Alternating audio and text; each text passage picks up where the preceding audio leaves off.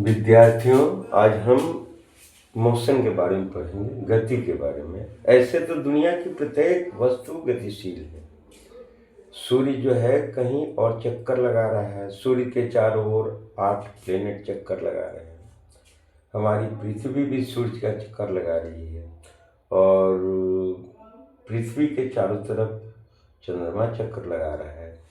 हमारी पृथ्वी की दो गतियां हैं। Our Earth performs 2 types of motion। एक पहली जो गति है वह रिवोल्यूशनरी है, मतलब परिभ्रमण गति, और दूसरी है रोटेशनल अर्थात घूर्णन गति। तो हमारी पृथ्वी खुद दो गति कर रही है। 24 घंटे में एक रोटेशन पूरा करती है अर्थात एक घूर्णन पूरा करती है, जबकि 365 दिन 6 घंटे में सूर्य के चारों तरफ एक परिभ्रमण पूरा करती है अर्थात एक रिवॉल्यूशन पूरा करती है। तो इस तरह हम देखें तो दुनिया की जो भी चीज़ें पृथ्वी पर है सभी गतिशील है और तेजी से लीनियर मोशन में भी है, मतलब रेखीय गति में भी है, और रोटेशनल मोशन में भी है। तो ऐसे पृथ्वी पर की सभी चीज़ें गतिशील है। तब हम लोग गति की बात करने के लिए एक ओरिजिन हम लोग ढूंढते हैं। जैसे पृथ्वी की गति के लिए ओरिजिन सूर्य है। सूर्य को हमने स्थिर मानकर हम लोग कहते हैं कि पृथ्वी गतिशील है। चूँकि सूर्य को जब हम लोग स्थिर मानते हैं तो पृथ्वी अपना पोजीशन चेंज करती है, अपना पोजीशन चेंज करती है सूर्य की तुलना में। तो हम लोग कहते हैं पृथ्वी गतिशील है। पृथ्वी को स्थिर मानते हुए चंद्रमा अपना पोजीशन चेंज करता है, तो हम कहते हैं कि चंद्रमा गतिशील है। इसी तरह से अगर कोई वस्तु किसी दूसरी वस्तु की तुलना में स्थान परिवर्तन कर रही हो तो हम लोग कहते हैं कि वह मोशन में है या गति में है। अगर कोई वस्तु किसी दूसरी वस्तु की तुलना में या किसी ओरिजिन की तुलना में समय के साथ स्थान परिवर्तन कर रही हो तो हम लोग कहते हैं कि वह गति में है। और अगर कोई वस्तु किसी दूसरी वस्तु की तुलना में स्थान परिवर्तन नहीं कर रही हो तो हम लोग कहते हैं कि वह विराम में है या रेस्ट में है। If an object changes its position with respect to another object, then the object is said to be in motion. If an object doesn't change its position with respect to another object, then the object is said to be at rest. तो इस तरह गति को परिभाषित करने के लिए हम लोगों को किसी न किसी ओरिजिन की सहायता लेनी पड़ती है, फिक्स बिंदु की, फिक्स पॉइंट की। तो फिक्स पॉइंट अर्थात ओरिजिन, किसी ओरिजिन की तुलना में, जैसे हम लोग छपरा से दूर जा रहे हो तो छपरा को ओरिजिन मान लेते हैं। तो हम लोग कह सकते हैं कि if an object changes its position with respect to another object then the object is said to be in motion.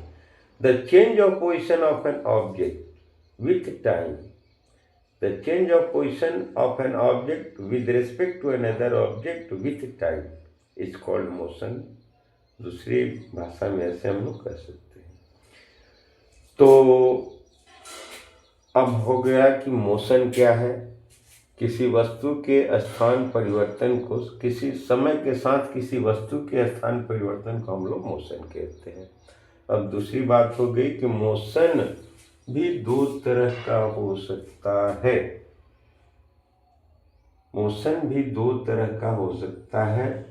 अगर समान समय में कोई वस्तु समान दूरी तय करे तो उसको हम लोग समरूप गति कहेंगे, और समान समय के अंतराल में असमान दूरियां तय करे तो उसको हम लोग असमरूप गति कहेंगे। तो समरूप गति अर्थात यूनिफॉर्म मोशन, समरूप गति अर्थात यूनिफॉर्म मोशन, यूनिफॉर्म मोशन।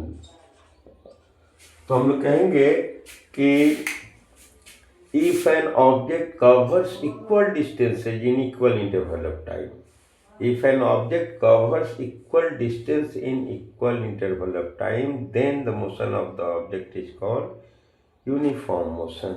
यदि कोई वस्तु समान समय के अंतराल में समान दूरियां तय करे तो उसको हम लोग कहते हैं कि वस्तु यूनिफॉर्म मोशन में है। दूसरी ओर यदि कोई वस्तु समान समय के अंतराल में असमान दूरियां तय करे तो उसको हम लोग नॉन यूनिफॉर्म मोशन कहेंगे।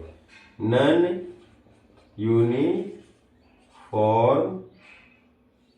Uniform motion, MOTIO, non uniform motion. यदि कोई वस्तु समान समय के अंतराल में असमान दूरियां तय करे तो उसको हम लोग कहेंगे non uniform motion.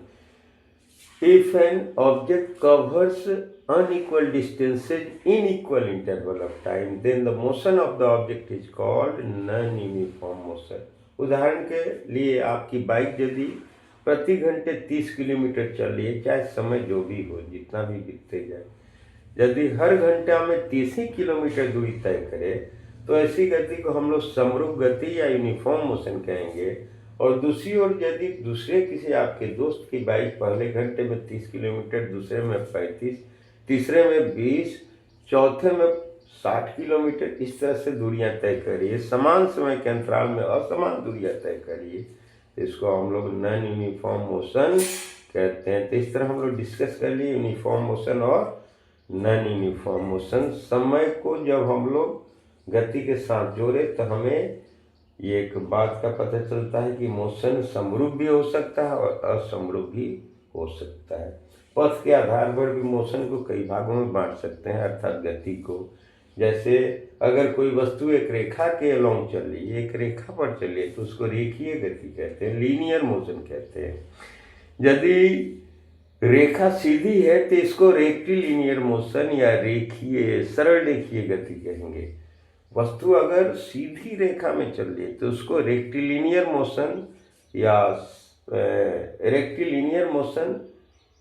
Straight line motion या सीधी रेखा में गति कहेंगे। अगर कर्व रेखा हो, कर्व पाथ पे चल रही है तो उसको कर्विलिनियर मोशन कहेंगे। दूसरी बात है कि वस्तु अगर किसी बिंदु के अराउंड या किसी फिक्स ओरिजिन के अराउंड एक सर्किल पर घूम रही है तो उसको परिभ्रमण गति या रिवोल्यूशनरी मोशन कहते हैं। जैसे पृथ्वी हमारी सूर्य के चारों ओर सूर्य का परिभ्रमण कर रही है, रिवोल्यूशन कर रही है।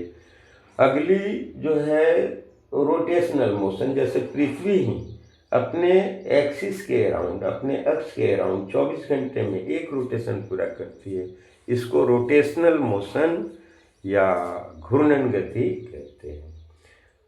अब है कि जैसे दोलन गति भी होता है। पेंडुलम की गति को आप लोग देखे हैं, झूले की गति को देखे हैं। तो अगर बहुत तेजी से टू एंड फ्रो मोशन हो रहा है, आगे पीछे हो रहा है, कोई वस्तु बहुत तेज आगे पीछे कर रही है तो उसको वाइब्रेटरी मोशन, और यदि धीमे जैसे झूला या पेंडुलम तो उसको ऑसिलेटरी मोशन। तो दोलन गति को दो भाग में बांट सकते हैं, वाइब्रेशन और ओसिलेशंस। ओसिलेशंस जो है वह धीमी दोलन गति है, वाइब्रेशन जो है very fast to and fro motion है, बैक एंड फोर्थ मोशन है। ओके, और रोटेशनल मोशन भी हो सकता है। पृथ्वी की बात हम लोग कर चुके हैं, रोटेट करती है। परिभ्रमण हो गया, रेखीय हो गया, रेखीय में दो हो गया, सरल रेखीय गति और कर्विलिनियर मोशन माने कर्व पाथ के अलोंग। ठीक है मित्र विद्यार्थी, थैंक यू वेरी मच।